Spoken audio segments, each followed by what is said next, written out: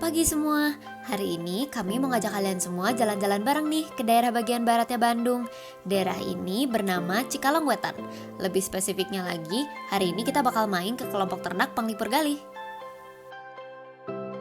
Nah, udah nyampe nih di lokasinya. Oh iya, kenalin dulu yang hari ini akan mandu kita, namanya Pak Didin. Dia termasuk salah satu anggota kelompok ternak ini. Yuk, langsung aja kita intip prosesnya seperti apa. Pertama, tentunya mereka menanam rumput terlebih dahulu untuk pakan ternak mereka. Buat kalian yang penasaran, rumput apa sih ini? Nah, ini namanya tuh rumput BBU.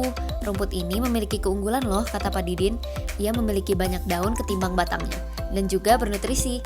Alasan mereka mengembangbiakan rumput ini adalah supaya ternak-ternak mereka menjadi ternak yang bermutu dan juga berkualitas. Setelah 60 hari, lanjut ke langkah kedua yaitu memanen rumput. Manen rumputnya tentu pakai arit ya teman-teman. Setelah rumput sudah kekumpul, rumput tersebut dibawa ke tempat ternak mereka menggunakan motor atau jalan kaki. Setelah rumput dipanen, proses ini terbagi menjadi dua.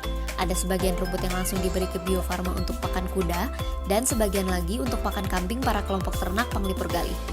Tapi sebelum para kelompok ternak memberikan rumput tersebut kepada kambing, rumput tersebut melewati proses pencacahan terlebih dahulu. Rumput akan dimasukkan ke dalam mesin untuk dicacah, dan kemudian rumput tersebut difermentasi menggunakan fermentasi kecap. Wah, menarik banget kan?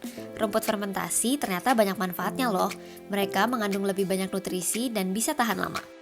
Next, langkah kelima, bagian paling aku suka adalah memberi rumput kepada hewan-hewan ternak. Oh iya, kotoran-kotoran dari kambing ini bisa bermanfaat juga loh buat para peternak. Kotoran ini biasanya dijadikan pupuk untuk rumput BBU tadi. Ya, jadi kurang lebih begitulah siklusnya. Mulai dari menanam rumput, panen, dicacah, difermentasi, dimakan oleh kambing, kambing mengeluarkan kotoran, dan kotorannya balik lagi dijadikan pupuk untuk menanam rumput. Mungkin sekian dari kami. Terima kasih udah nonton. Assalamualaikum warahmatullahi wabarakatuh. On this occasion, let me present about our second project, which is the result of our field trip to Cipere Village, Cikalong Wetan. So yesterday we went to Cipere Village in Ciptabugumatik, Cikalong Wetan, Bandung Regency. So, what are we going to do there? Basically, we visit a group which is Kelompok Tani Panglipur Galih. This is the product life cycle of Kelompok Tani Panglipur Galih. First step is raw material. Providing capital as Bio Farma CSR, there is grass seeds, goats, molasses, drum, and machine. Next step is transport from Bio Farma is truck. And then manufacturing by Kelompok Ternak Panglipur Galih, also packaging too. And then next step is truck from Bio Farma too. And then used by horse, weekly supply to Bio Farma, and goats as their livestock. The last step is goat dung turns into grass fertilizer. And this product life cycle only happened in the first time the farmer group carried out its activities, because Bio Farma gave the capital at the beginning only. And then the goals of Kelompok Tani Panglipur Galih is to produce good quality grass which will be used as animal feed for horses, as repository on Bio Farma, and goat feed which they care for and then sell. The functional unit of BBU grass is animal feed, and the ships is breed and selling. The system boundaries, Panglipur Galih as Kelompok Tani producing BBU grass and sheep farm. And then planting, harvesting, and packaging in Desa Cipere, Cikalong Wetan before being used for sheep feed and sell to horse farm, Bio Farma, and another buyers. The impact of transportation using truck is pollution, and then any assumption and limitation is the land owned is limited. Some are owned by members of Kelompok Tani and some are rent. So the grass produce is limited even though there is more demand for Bio Farma itself. Kelompok Tani Bali Sawargi has not been able to accept higher demand. Okay, in this slide we're gonna talk about the inventory analysis of grass nursery. The first stage is raw material for BBU grass seeds. After that, farmland. And the third stage is planting BBU grass. There are input, there are land, grass seeds, and fertilizer. After that, cutting, there is an output, BBU grass. After that, packing, then transport. There is an input, transportation. After that, Bio Farma receiving. And the last stage is used for horse feed belonging to Bio Farma.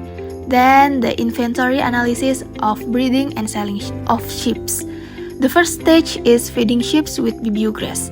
There are input, compost fertilizer, and chemical fertilizer. then mating of female sheep and male sheep. After that, have a high quality baby sheep. Next, take care and raise baby sheep, and the last stage is selling sheep to the market. Okay, now we're gonna talk about the business process of case. The first case is grass nursery. The first step is preparation for land, give compost fertilizer, then planting, after that give chemical fertilizer. After that, grass cutting and grass measurement, then packing, after that grass sent to Bio-Farma, and the last step is used for horse feed belonging to Bio-Farma. The second case is about breeding and selling of sheep.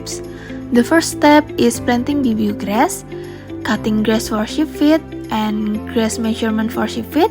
After that, feeding sheep. The next, have a high quality sheep, and the last step is selling sheep to the market.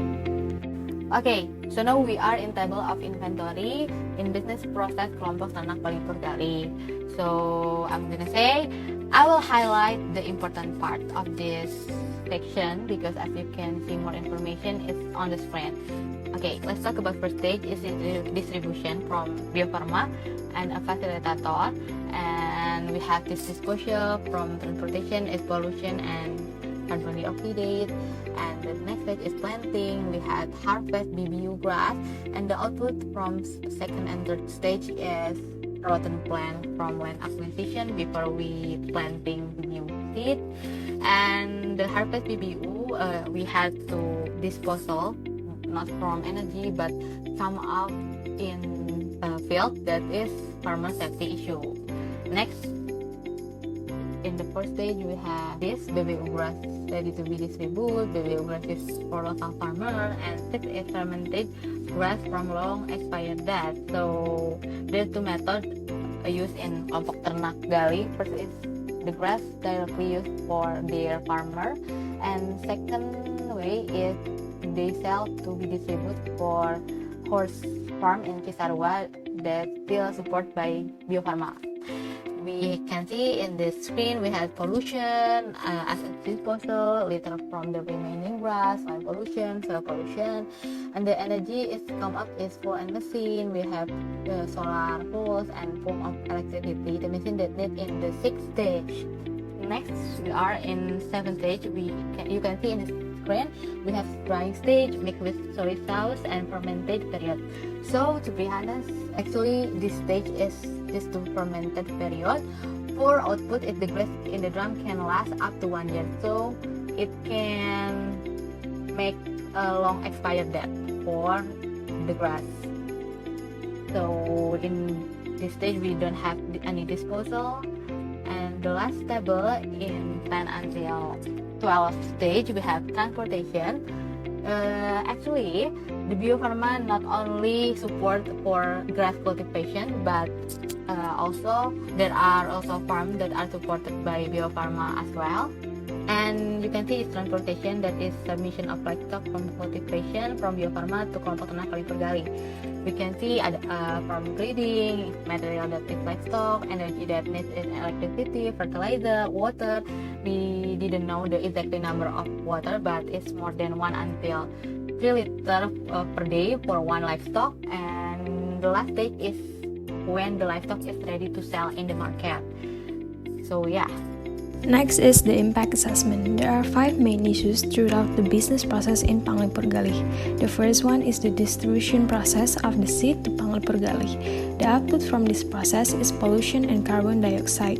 This creates an impact in air pollution. The next one is harvesting the BBU grass by using hand sickle. This could harm the farmer's safety issues, as the farmer said that recently there is an accident from one of the farmers because of hand sickle. And then the usage of chopper machine to cut off grass requires the usage of fuel. The impact category is that they still use a non-renewable energy. And last is distributing livestock using pickup that could impact to the air pollution and the usage of food. We recommend 6 solutions to the kelompok ternak Pangli Purgali regarding the situation. The solution for dirty water pollution is to create a recycling water process so it could be used for other process in the business. And then the non-renewable energy, we recommend to use a solar or sun panel for the source of energy to reduce the usage of non-renewable energy. It also could cost cheaper for the farmers. Next, for the air pollution, we encourage that the distribution process could choose an electric vehicle. Then for the safety issues, we recommend these farmers to be provided with thick hand gloves to ensure their safety. For the livestock waste could also be used as a fertilizer for grass plantation. And last, livestock business should located far from the residential to avoid unhealthy environment for the society in the area. The next one is the implication of the LCA analysis. First, green process. Kelompok ternak paling pergali pay attention to the environment by applying the green principle. Second is energy efficiency. They are trying their best to reduce emission by conserving the energy they have. For example, some people who brings grass instead of using transportation, they walk to the land to the production site. The third is water efficiency. Pangli Pergali conserve quite a lot of water. I once asked them how they irrigate the land, and they replied that they only use rainwater when it's not summertime. And the last one is waste management. They really can reuse the waste and produce it into something useful, like they collect kotoran goat and then make it as fertilizer to plant the grass again. We also conduct an analysis of design for environment, and we have 5 points which are ensure healthy input and output. Basically, it's like create a standardized and integrated business environment and process as principle of green economics. And then ensure sustainability, ensure appropriate durability, ensure minimal use of resources like reduction of fuel so that it can be minimized, as well as the use of alternative renewable energy. And the fifth is ensure efficiency of resources. Yep, that's it from us. Thank you and have a nice day.